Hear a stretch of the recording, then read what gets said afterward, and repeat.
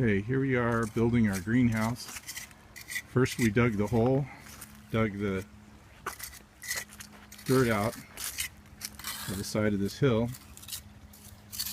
Now we're laying block for the base.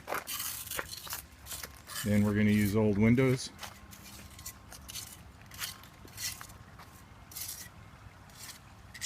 to frame up the top.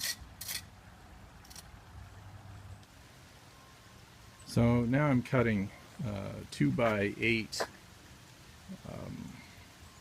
by 12 piece of wood. I've cut it, and that's 6-foot section there that I'm putting, and then I'm going to put the other one on this side, and then just cut the rest 2 by 8 on the top, and I'm going to glue it down with a construction adhesive, and then we'll have our base that'll be attached to the foundation to get started with the walls. So this is the finished product with the block.